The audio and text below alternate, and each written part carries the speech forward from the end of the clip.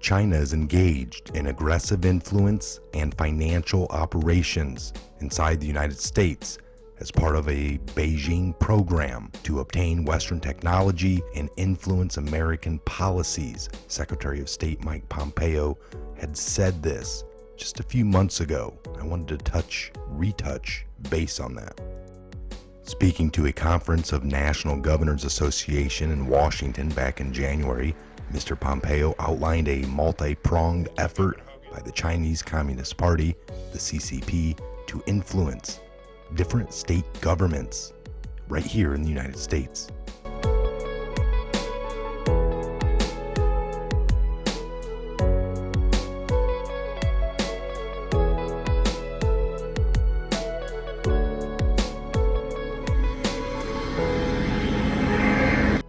At the end of the Cold War, America started to engage with China heavily. We thought that the more we interacted, the more China would become like a liberal democracy. I guess like us here in the United States. But it didn't happen, and we all know this, Mike Pompeo said.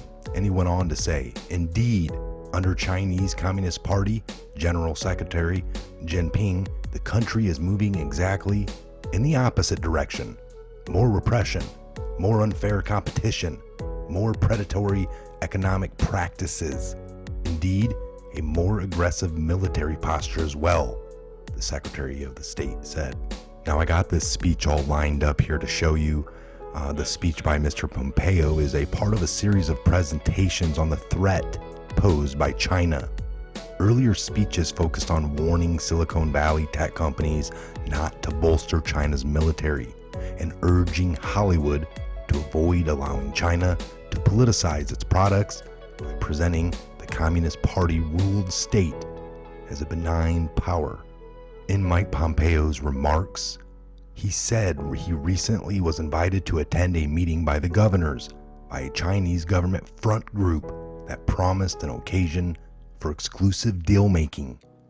The meeting was co-hosted by the National Governors Association and a Chinese front group called the Chinese People Association for friendship with foreign countries. Sounds pretty harmless, Mr. Pompeo said. What the invitation did not say, that the group I just mentioned is a public face of the Chinese Communist Party, official foreign influence agency, the United Front Work Department. Now, the United Front Work Department is an intelligence agency with the Communist Party of China in charge of foreign influence operations. The secretary said he was familiar with the operations of the group from his time over at the CIA as director, and that the Chinese were seeking to co-opt U.S. officials and businesses and state leaders by offering Chinese investments in their states in return for pension funds or in industries related to sensitive national security matters. These aren't hypotheticals, he said. These scenarios are all too true. They impact American foreign policy significantly. Chinese diplomats are converting and attempting to coerce local governments into withholding support from rival officials in Taiwan.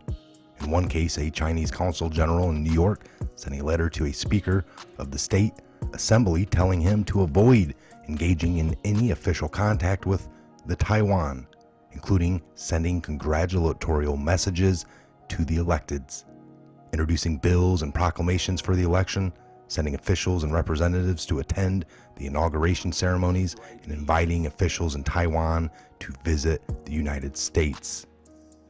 The pressure campaign was an attempt to force an elected American official to give up his right to freedom of speech. And this isn't just a one-event type thing. It's happening all across the country, said Mr. Pompeo, noting activities through the Chinese consulates in New York, Illinois, Texas, California. There's a few other cases, but let's take a listen to Mike Pompeo here. This is, again, just before the start of all this coronavirus madness. Hard act to follow following the President's State of the Union address the other night. I have no medals of freedom to distribute here today, nor am I passing out copies, so you can't tear them up when I'm done. I've gotten to know some of you as I've traveled throughout the states. I've probably traveled inside the country more than many secretaries of state. It's something they usually don't do as much. I think it's important that the American people understand what our diplomats are doing around the world and why we're doing it. So I just wanted to mention that if you see me in your state, I'm not lost. I know your state has not seceded from the Union. I know where I am. Although I know there's some folks in California who are clamoring for Cal exit. So President Newsom, I look forward to working with Secretary of State Feinstein when that comes to be. I can get away with California jokes. I grew up in Southern California. My dad still lives in the same house I grew up in Orange County. It's a wonderful place. Last year I received an invitation to an event that promised to be, quote, an occasion for exclusive deal making. It said, quote, the opportunities for mutually beneficial economic development between China and our individual states are tremendous, end of quote.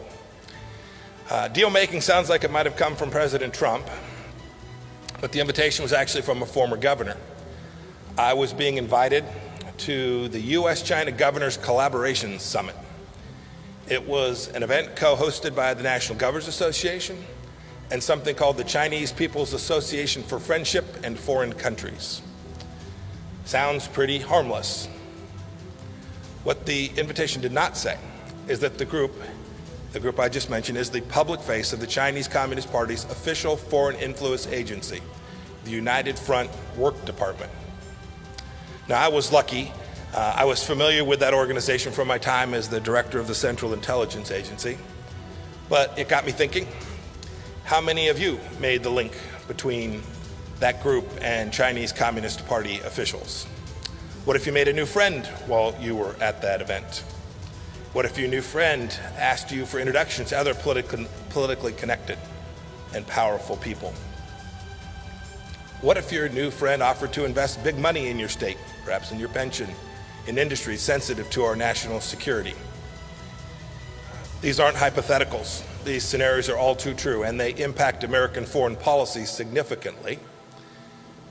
Indeed, last year, a Chinese government-backed think tank in Beijing produced a report that assessed all 50 of America's governors on their attitudes towards China. They labeled each of you friendly, hardline, or ambiguous. I'll let you decide where you think you belong. Someone in China already has.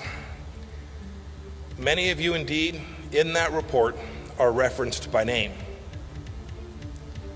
So here's the lesson.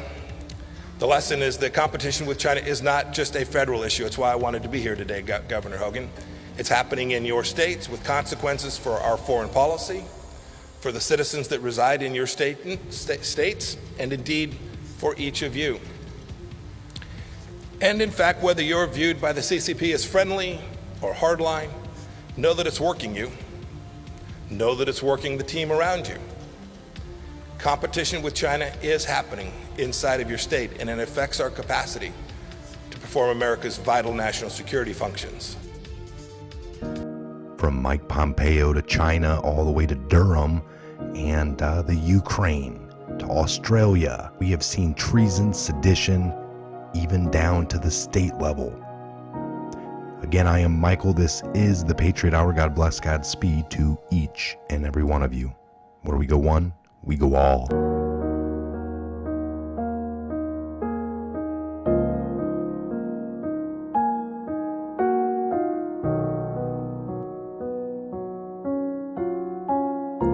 Looks right beats.